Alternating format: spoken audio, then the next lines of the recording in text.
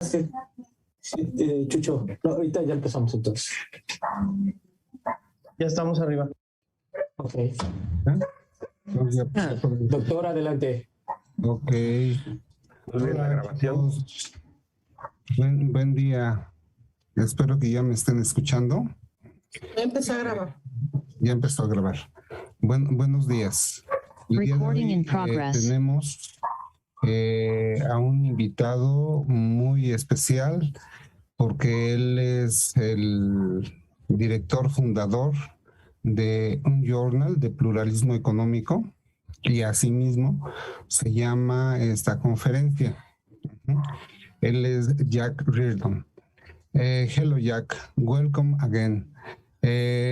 Thank you so much to share your knowledge and your ideas. Your presentation is about the pluralism economics, and we are very glad to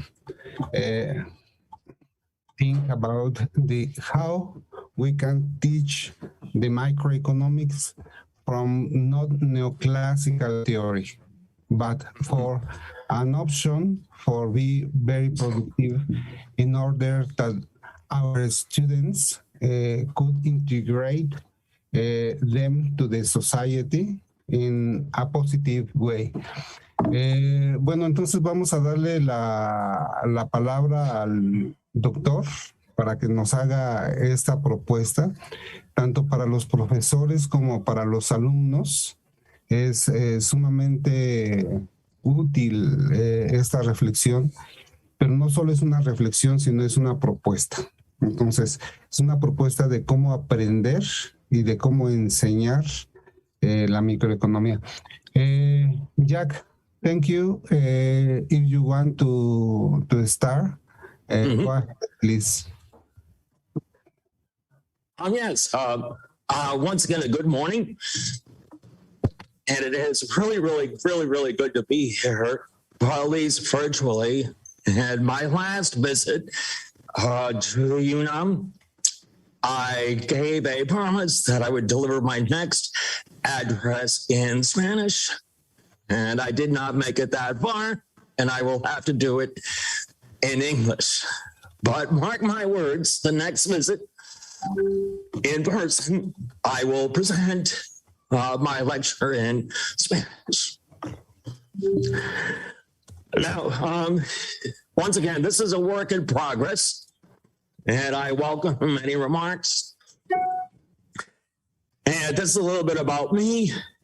What I want to do is give you my credentials about pluralism. And item number one is, in the year 2008, I did put together a new journal, the International Journal of Pluralism and Economics Education. Am I audible and visible? Am I audible? Yes, yes, you are. Yeah. And looking back since 2008, we published over 12 volumes and over 600 papers and book reviews and editorials. And all of our work, it is designed, as Gustavo mentioned at the beginning of this, of his introduction, we want to be teaching our students and not proselytizing them. We want to be educating and not proselytizing. And that's a big difference. And this is a little bit more my background credentials. This particular book, a handbook for pluralist economics education, I present detailed blueprints in order to be teaching every individual course pluralistically. And that's been reissued in paperback, and it's actually been doing very well. And this particular book, I also recommend. This is looking at, this was written a couple of years ago, and it's mapping economics with the UN 17 Sustainable Development Goals. And that's the essence of pluralism. And my introduction, an overview of what I would like to do, and And it is only an hour, and there's an awful lot that I would like to go over, and that means we just have to condense and make it an overview. And, this is what I would like to ask you.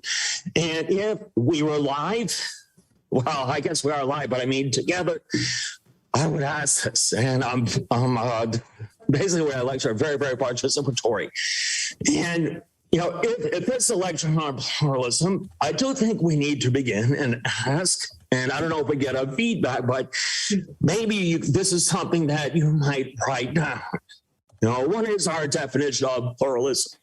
And it's interesting that if we look at everyone, if we ask everyone to sit down and write out a definition, it will be different. And I do think that's a difficulty right now, is the difficulty of agreeing word for word on a definition of pluralism. I don't think there's anything wrong with that. I think that's evidence of vibrancy. And I do think the reason is that we're not able to agree is the word pluralism. It's multifaceted, and it's also multidimensional. It means different things to different people and at different levels. And maybe this would be another thing that I would like to ask you. If, for example, a person was complimented as being pluralist, what would be the next line? What would you write in? And I do think this is where the disagreement is. Does this mean that this individual is able and willing to listen and to dialogue, or does this mean that this individual is a fount of different knowledge? I do think that is very, very critical. If each of us are looking at implementing pluralism, we have to really ask what it is and what it means. And even given that, there will be differences. And my definition, this doesn't mean that it's the only definition, but I've written a number of books, and I'm the editor of the International Journal of Pluralism and Economics Education. And this is my definition.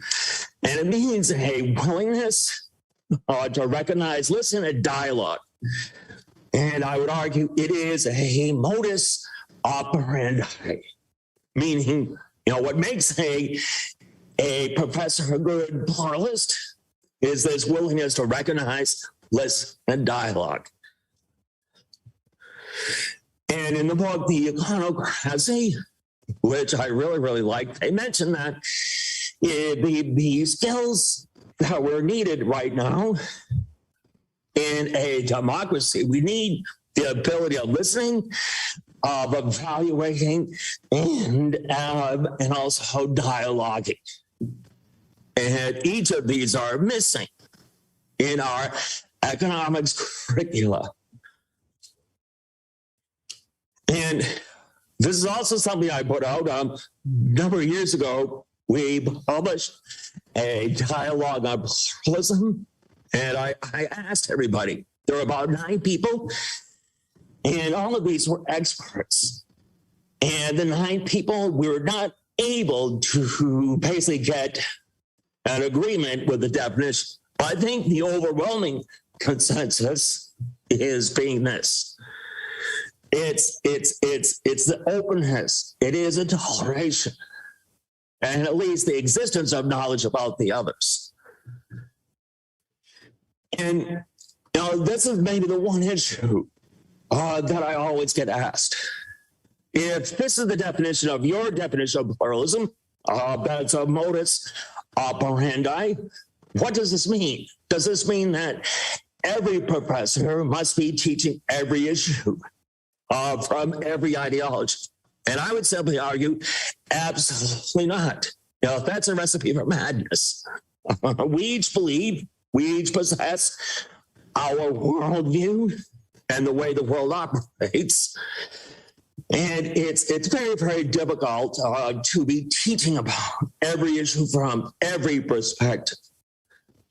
And then you might say, well, if what is it that the individual professor is able to do? And I would simply argue it's what we are doing. We're teachers, and we basically have to be teaching a humility, a ability to listen, and dialogue. I think that's something that every instructor is able to do. And I would also argue that, yes, it is essential with pluralism that we're presenting a different knowledge, a different array of knowledge and ideology and ways of thinking. But I don't think that is the job of the individual professor. This is more of maybe this is a job at the university level or the department level. And in other words, we need to be working at that level in order to ensure a multiple disciplines and ways of thinking are offered. And my next item is it necessary? And I wrote a while ago, yes, absolutely. We need to listen to students. And as most of us know, everywhere there's been an uprising among students that we need an economics that isn't monist, but is pluralist. And I also wrote that, yes, we must welcome other views. We must welcome other disciplines. The main reason being is if you look at our problems, for example, global warming and the virus, none of these are structured along an individual discipline. We need multiple disciplines. We need multiple ways of thinking. And then we also need this ability to listen and dialogue. And in other words, what we're going over right now is, if we look at pluralism, there are two threads, and each are not unrelated, meaning that they are related. And number one is this ability of listening and dialoguing and engaging. And the other is a knowledge of other disciplines, other ways of thinking. And it's not an either or, but we do need both. And I did begin with this notion of dialogue and listening, because I do think this is often forgotten. In our rush to implement pluralism, we usually argue and say, oh, we basically have to give out all this information about the different views. Now, that's only one aspect. I think much more critical is we need to be teaching the ability of listening and dialogue and working with others, because this is what the world needs.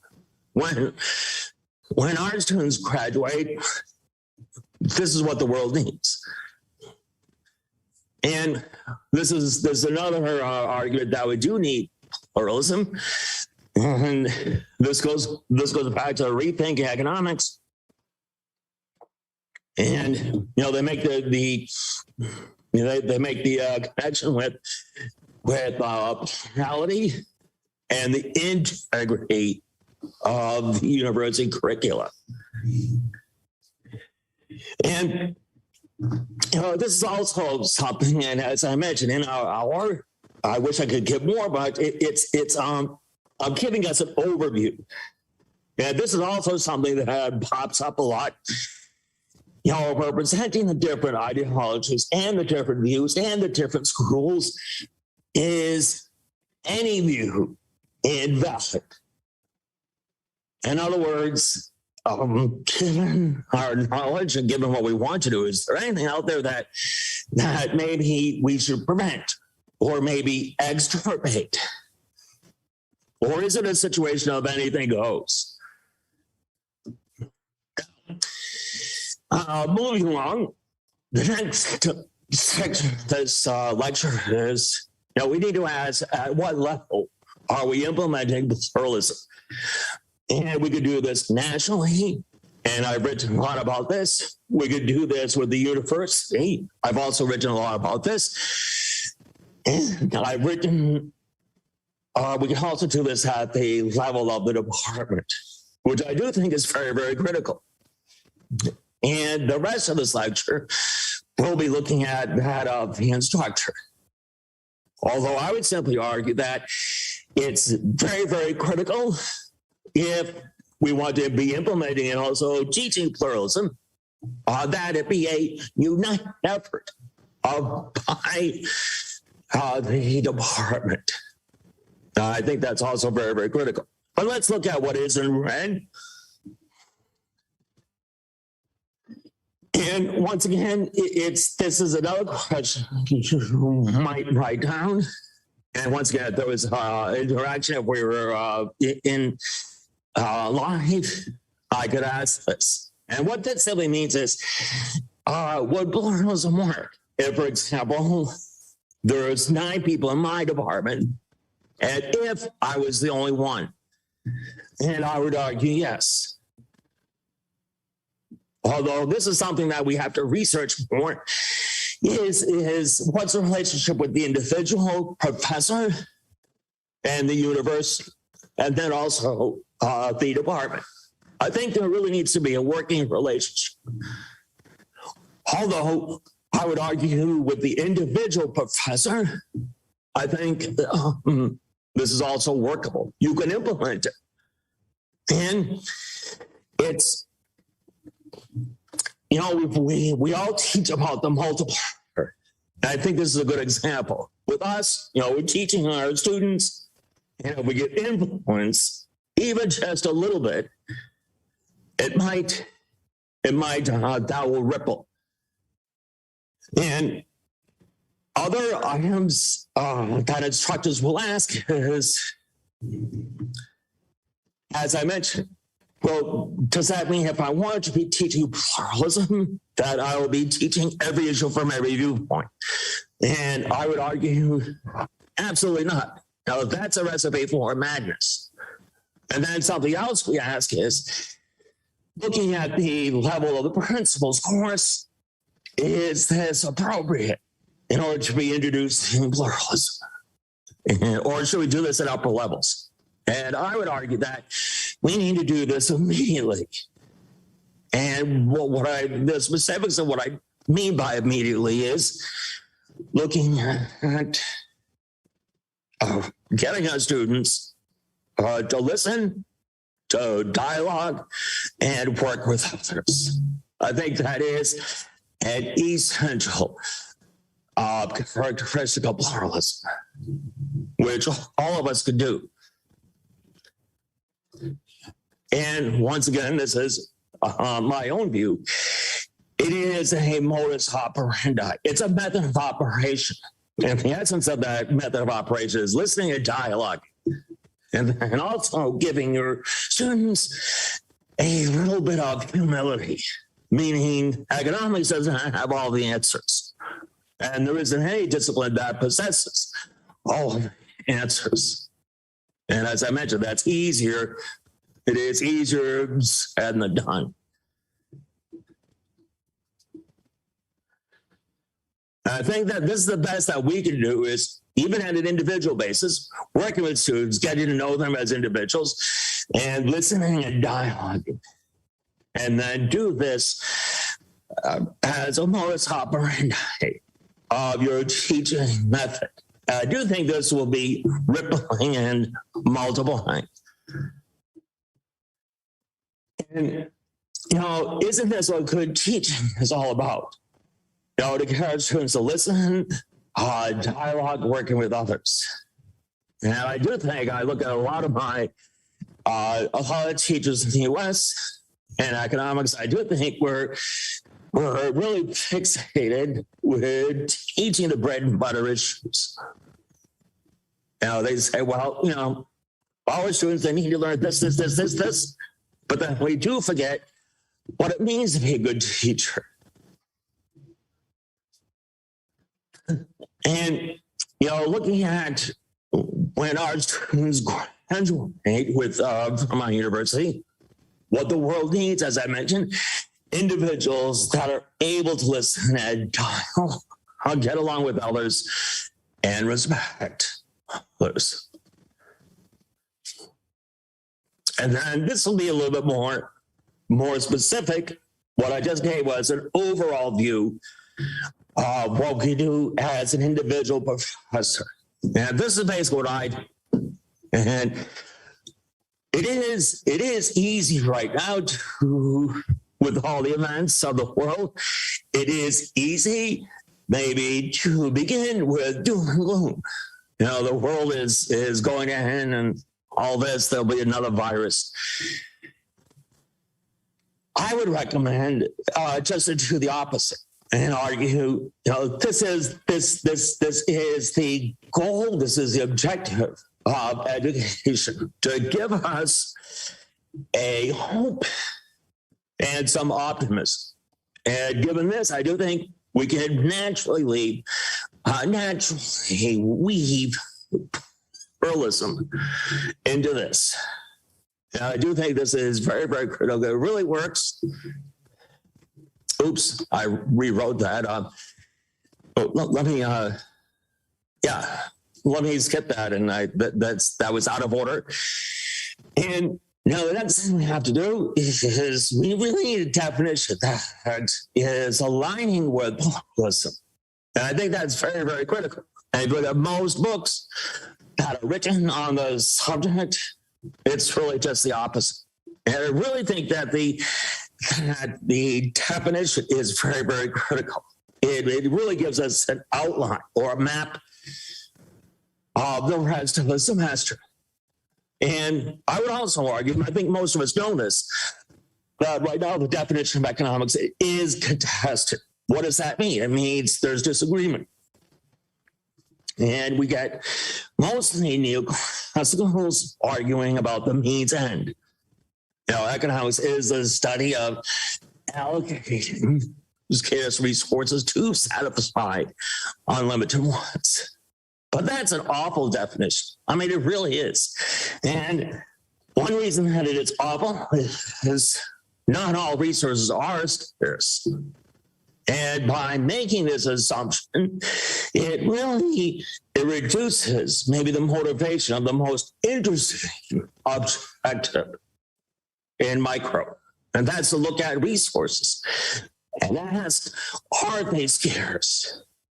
And if they are, what's the reason? And it's usually an institutional reason. And then most economics, we reject that definition, and we simply argue that economics is all about provision. And using that definition, it opens up and makes amenable everything else in the course. In other words, if this is about provisioning, then what do we mean by this? And one of the best ways of provision, there's disagreement and there's room for dialogue. But looking at this definition, it's very, very 19th century. If we look at it's almost mechanical. We're looking at the allocation of scarce resources with unlimited wants. And that really isn't amenable with pluralism.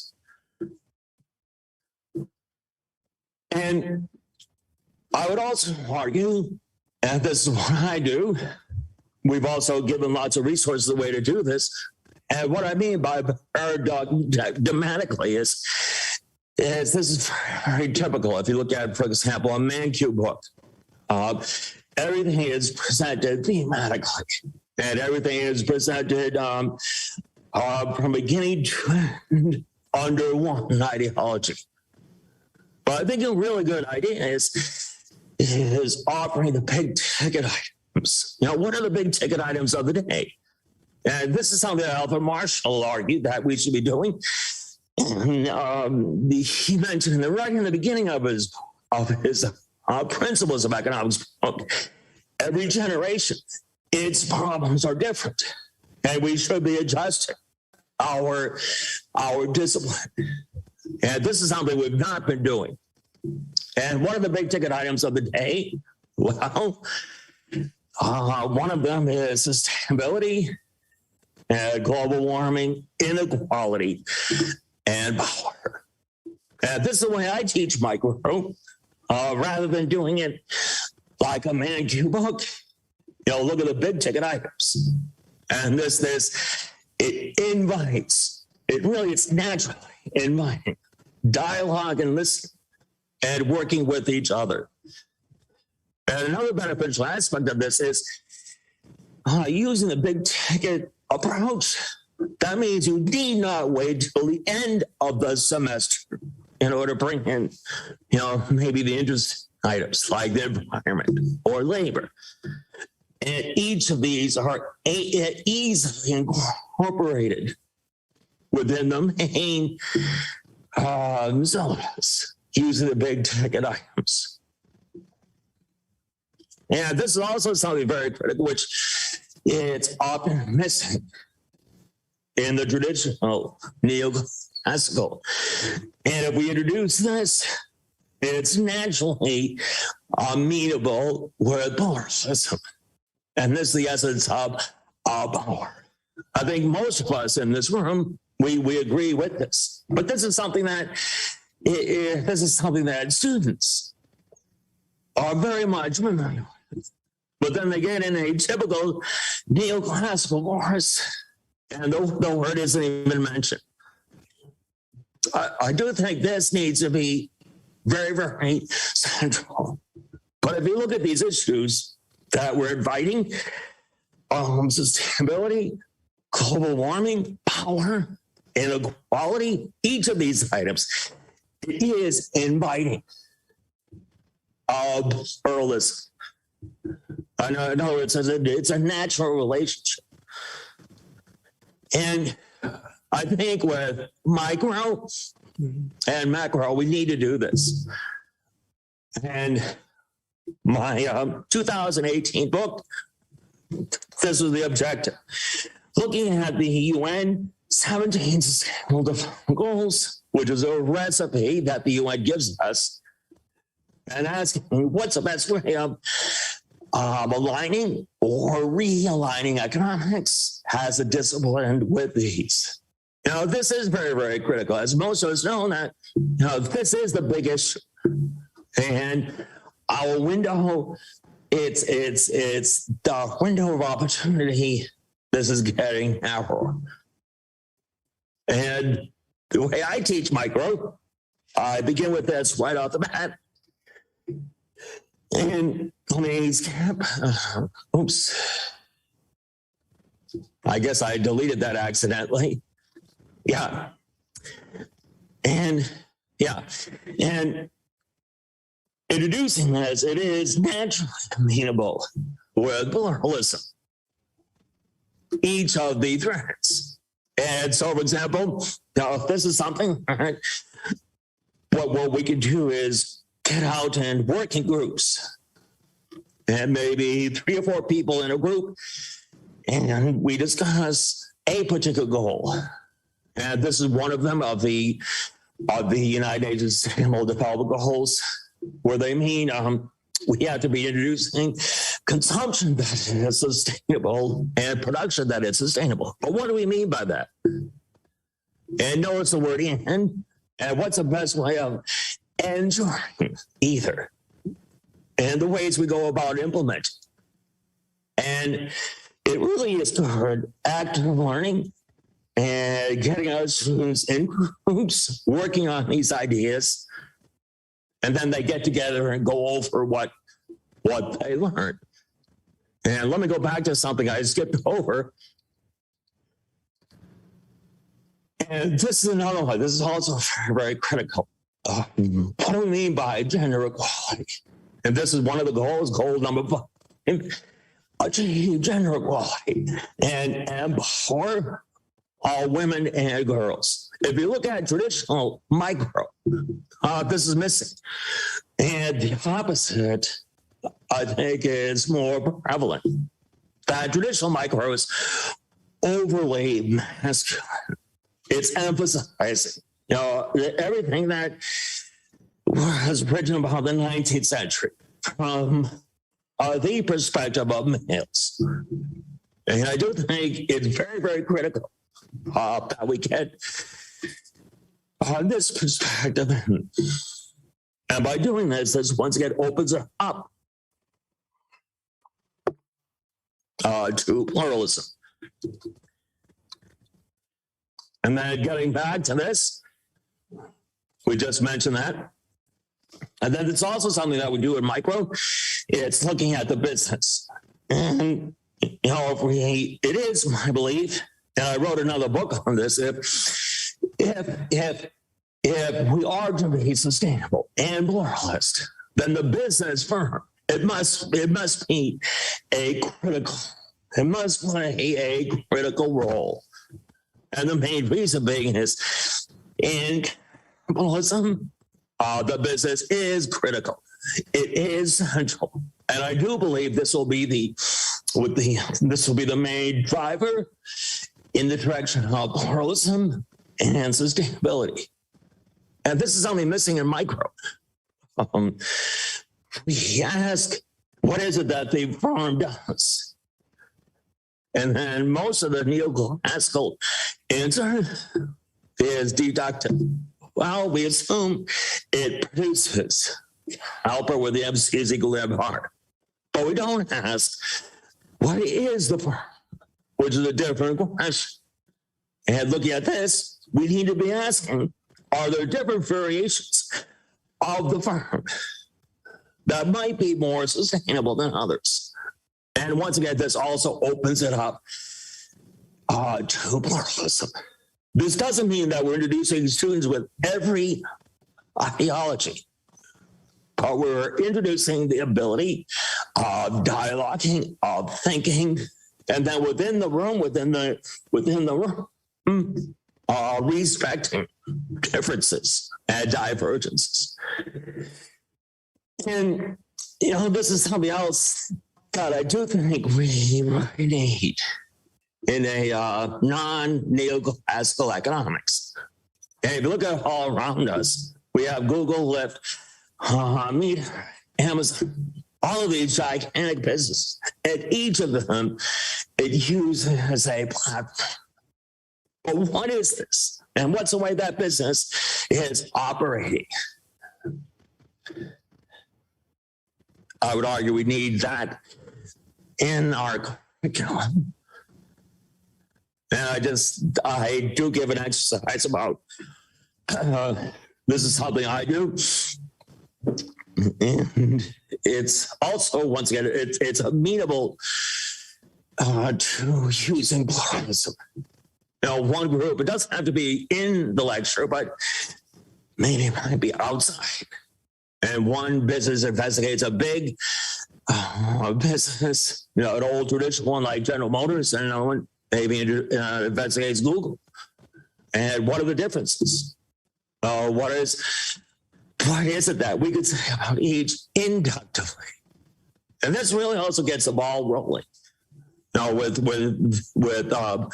With implementing and thinking about pluralism. And this is another unit of micro.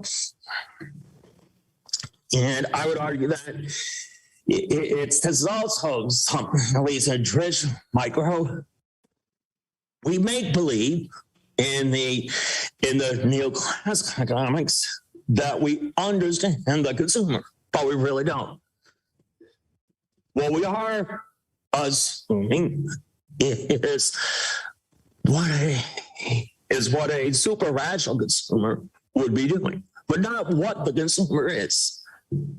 And I think we need to do a lot more of this, investigating what it is that the consumer actually does. And if the consumer is consistent with sustainability, which, remember, that's a big ticket item. And this is also something that I do. This doesn't have to be often, but even maybe once every other month. and fight against lecture from another discipline. And I think this is wonderful. And the reason being is it enables students, to basically see that economics does not possess all of the answers. And that if the students are able, to witness the different professors from different backgrounds working together, I do think that's a good example. And as I mentioned, that produces a positive externality. And I also think this is very, very critical. I began my undergraduate life as a physics major, and we had labs every Monday. And there's an awful lot you can learn about in labs. And I would like to see the discipline of micro work with the lab, meaning maybe have a lab every week. And maybe, as I offer as a suggestion, maybe this notion of service learning, where you actually go out in the community and you work with individual businesses or individuals. This is really an eye-opener. And it really gets us thinking that there isn't only one viewpoint. And then, this is moving beyond a little bit. If we do look at pluralism, we need to be asking, does it need to be multidisciplinary, interdisciplinary, or transdisciplinary, or even intra? I think there's also something worth considering. I think most of us looking at engaging in pluralism would argue we need to be intradisciplinary, meaning discipline, meaning pluralist within the discipline. But I don't think that is enough. And I give a listing of others. Now, if this is the number one, is what most of us are thinking, but I really think we also need to be implementing this and the rest. But this is something that is done at the university level or even at the department level. It's difficult for an individual professor to do that.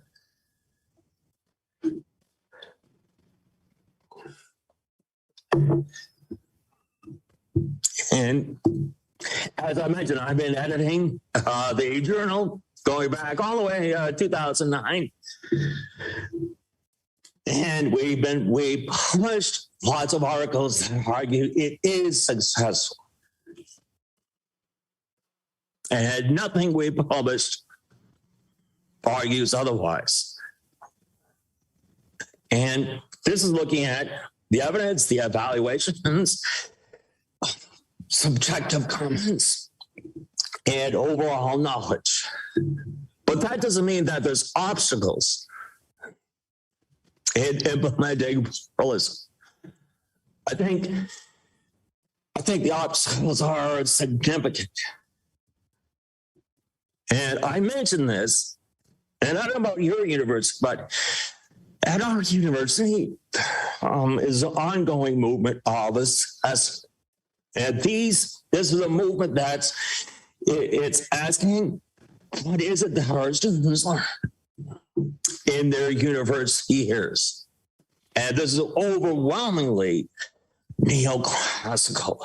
I mean, it really, really is. And I do think it's an obstacle. If you're a professor and it's, eventually my students will be assessed and I will be evaluated on the basis of their assessment. Does that mean that I need to be teaching what the assessment mandates? I do think this is a really, really difficult issue. And it is really something that, we have to work with all of us together. And I know the late Fred Lee was doing a lot of good work on this.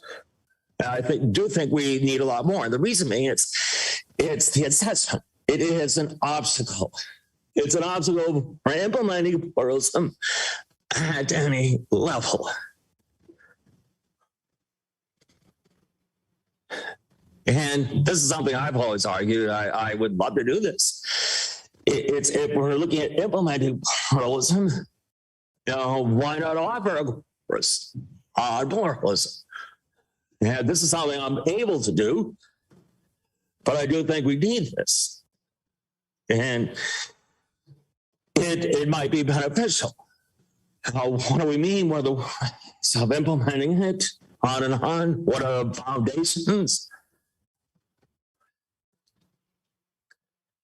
And this is something that I just put at the end that this is maybe another reason that we reached disagreement over what we mean by pluralism. And remember, we mentioned it's multifaceted and multidimensional. And I've just been looking at item number 6. But then there's all of these other venues or levels of pluralism. And I'm not able to go into any of this in depth. And I am wrapping up now, but this is also very critical because this is the other thread of pluralism. I don't think it is the responsibility of every professor to be teaching every issue from each view. We're not able to do that. I mean, I'm not able to do that. I do think it's the overall responsibility of the department. And that what unites the department, it is the other thread of pluralism, which is the ability of listening and dialogue. If every professor is able to teach that, then we can work as a unit. But if you do have one professor that somebody says, well, this is a neoclassical view, and it is the only way. I do think that is a disservice. And, oops, wait a minute. What'd I do? Well, I'm almost done, but I don't know what happened there. Let me see if I get back. Yeah. Well, maybe we don't need that. I'm wrapping up now, and let me just give an overview of what we did.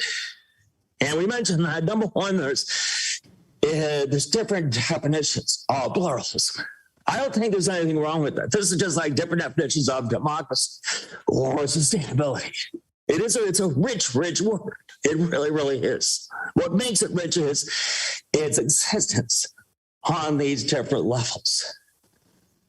And what does it mean to be pluralist?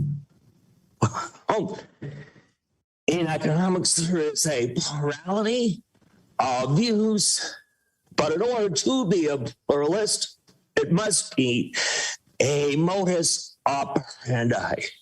And the essence of that modus operandi is teaching our students the ability of listening and dialogue and working with others. Now, that isn't easy, but it is doable. This is one reason that all of us go into teaching. We want to eventuate all of this within our students. And then also be teaching them a humility. But then the other thread of pluralism is introducing us and introducing our students with the wealth of knowledge, the other views. And as I mentioned, I do think doing it that way, it is the responsibility of the university and the department. And the next item is overview wrap up. Most of us are interested in, I'm just a professor. What can I do? And I offered many suggestions, and I'll put more in the book. And I think what really works is teaching listening. We have to listen to each other. We have to dialogue. Working in groups is really beneficial. And then restructuring the micro away from the manicure and utilizing the big tickets, all these big ticket items like sustainability. And I remember a number of years ago, Owen Roberts wrote, in economics, there's a lot of deadwood, and we need to be getting rid of this deadwood in order to be moving on. Now, I do think it's a lot easier now teaching pluralism at the university than it was when I began in 2008. There's a lot more resources. And I do think students, at least the ones I'm teaching, are more open, and they're looking at different solutions, and they want to know more. And they're very suspicious of any professor that says, I want to be teaching you the economics way of seeing the world. And I want to be teaching the way and economics things. We don't need that. We need global citizens. And we need social scientists. And I will leave it at that. I know there's only I'm sorry. We have only 5 minutes left. Oh yeah, I'm done. That's it. I'll end. Okay. Am I audible? Yes. Yeah, I can end. Yeah, I know there's only 5 minutes left, but as I did, I gave an overview. There's a lot that is left out. Although I will end.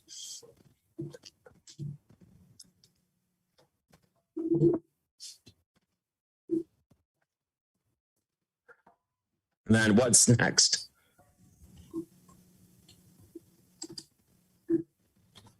We have some questions in the chat.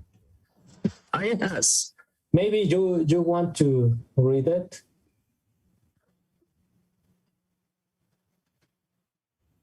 Do you see it? No. No? Okay. Wait a minute. So I can read it. Okay. For you. Wait a minute. It might actually be if I could read it.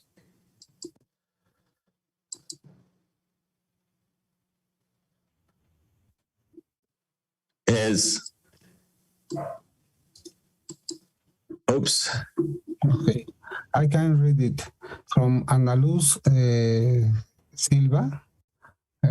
She says, as a student, what can we do to demand that kind of teaching without being rude and the teachers do not get mad? Or what kind of activities can we do in order to be more open? And let me read the next. From Francisco Cancino, how do you think we can reach a proper level in pluralism in a country like Mexico due to its certain level of conservative thoughts in economics?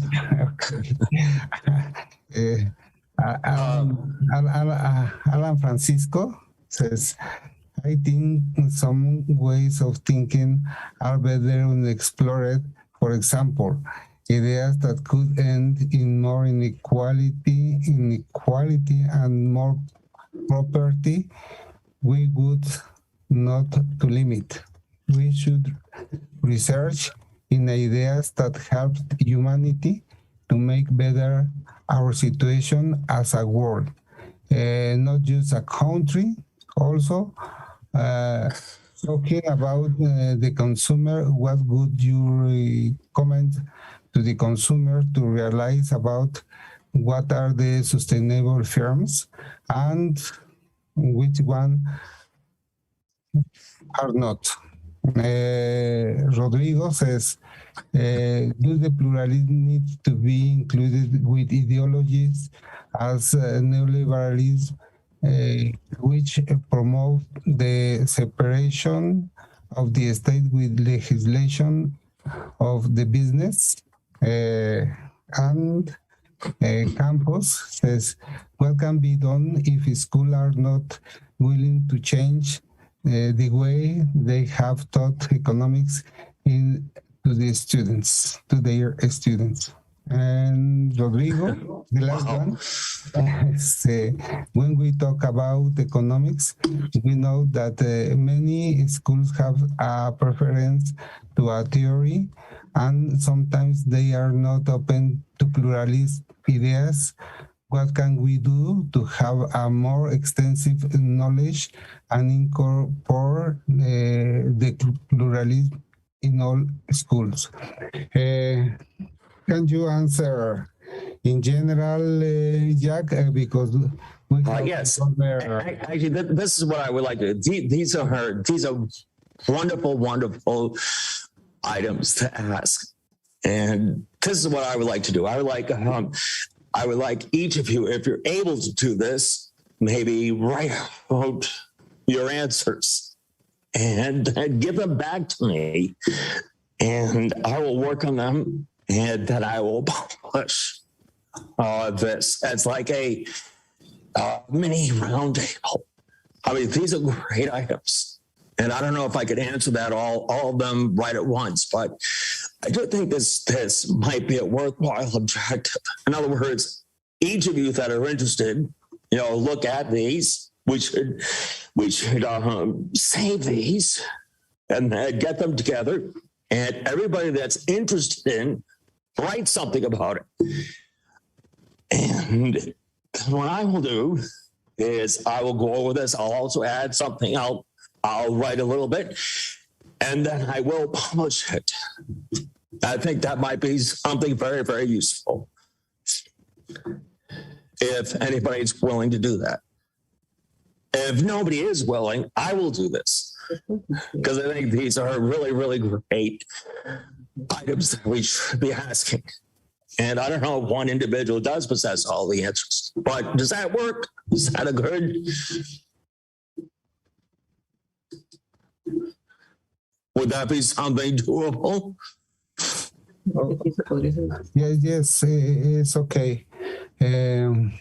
But let me go back and see what I can answer very quickly. Let me share something.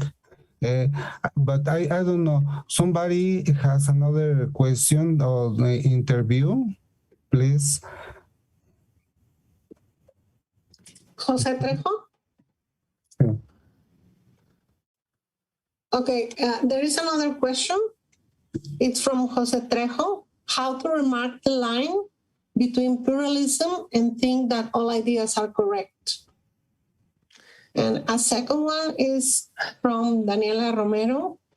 Do you think that the economics over time has forgotten or separated from his social work? Absolutely. That's one reason that I recommend a lab. The lab will get us back in with the immersing in the world around us. I do think we've forgotten about it. Absolutely. And, this is also something from Jose that, where did we go? I lost that question. Wait a minute. About, I was looking at the item that, what is, what's a way of separating the notion of pluralism from basically the idea that anything goes. And I do think this is very, very critical, but I've written a lot about this, and I've argued that, if we do make the judgment that not every view is valid or legitimate, then what is the group or the individual that is making that decision? And is that group or is that individual being elitist? Being elitist. I would simply argue that what's wrong with everything goes? And a lot of what everything goes is, there might be something new that's out there that most of us don't like. And most of us are only people, and we might dismiss something that might be new if it threatens us. I think that is a danger. I think that is a danger that we need to be looking at. Okay, Jack. Thank you very much. Let me read this. This is the certificate to Jack Reardon for his participation as a main speaker in the 8th International Seminary on Heterodox Microeconomics with the lecture Pluralism in Economics. Thank you, Jack. Congratulations. See you soon. Bye-bye. All right, bye. It was really nice visiting. Okay, thank you, Jack. I will answer all of your questions. I really wasn't able to answer all of them right now, given the limit. But if you want to write, if you could save those questions and then give them to me, I'll write them and give them back. Thank you very much, Professor. Bye. Okay. Right, bye-bye. Bien. Entonces ahora vamos a pasar a nuestra segunda conferencia en la misma dirección, ¿sí? Es una reflexión que me parece, al igual que la de Jack, sumamente importante.